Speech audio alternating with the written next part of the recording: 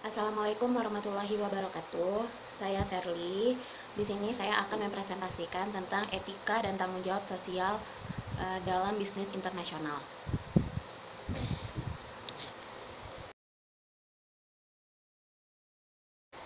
Etika adalah sebagai keyakinan pribadi individu mengenai apakah suatu keputusan, perilaku, atau tindakan adalah suatu hal yang benar atau salah. Dan etika itu ada dua jenis, yaitu etika perilaku etis dan etika perilaku tidak etis.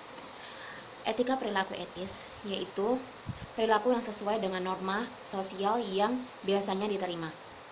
Contohnya seperti jujur, sopan, terus selalu mengucapkan terima kasih.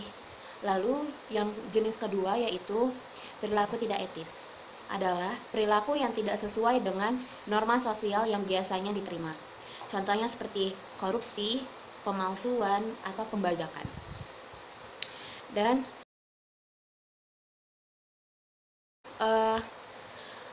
tanggung jawab sosial perusahaan atau corporate social responsibility yaitu serangkaian tanggung jawab yang dilakukan perusahaan untuk melindungi dan mengangkat masyarakat di mana mereka berfungsi. Ada contoh kasus yaitu dari PT Jiwasraya. Yaitu PT Jiwasraya ini diberitakan kontan 11 Januari 2020, Jiwasraya mengaku gagal bayar klaim polis mencapai 12,4 triliun. Badan Pemeriksaan Keuangan atau BPK menemukan penyimpangan pengelolaan investasi asuransi Jiwasraya dari tahun 2010 sampai 2019.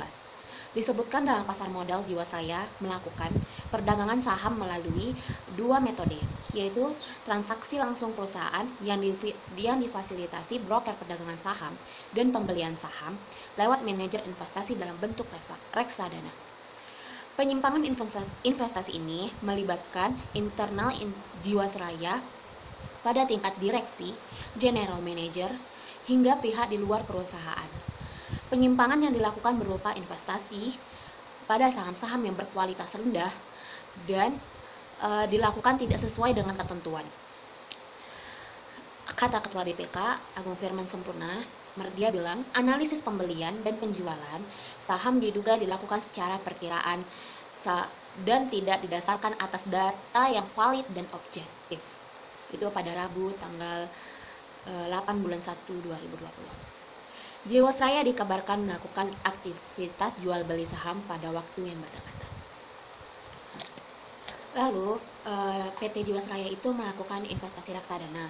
Disebutkan saham-saham ini antara lain yaitu BJBR, SMBR, dan PPRO yang diindikasi ada kerugian sementara akibat transaksi diperkirakan sekitar 4 triliun.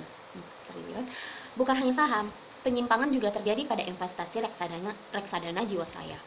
Per 30 Juni 2018, Jiwasraya mempunyai sekitar 28 produk reksadana dengan 20 produk reksadana di atas 90%.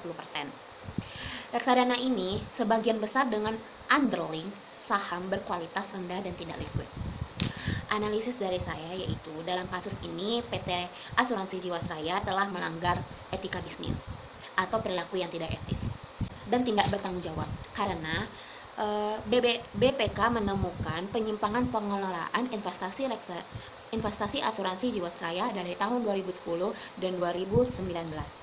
Dan pada 11 Januari 2020, Jiwasraya mengaku gagal bayar klaim polis mencapai 12,4 triliun dan melakukan investasi dalam bentuk reksadana. Seharusnya PT Asuransi Jiwasraya tindakan pada manajer PT Asuransi Jiwasraya tidak dibenarkan dan juga harus bertanggung jawab pada sosial masyarakat dan meningkatkan kualitas pada perusahaannya karena tindakan korupsi tersebut hanya menguntungkan pribadi saja dan merugikan negara. Sampai di sini presentasi saya. Jika ada yang salah mohon dimaafkan, jika yang ingin bertanya dipersilahkan. Assalamualaikum warahmatullahi wabarakatuh.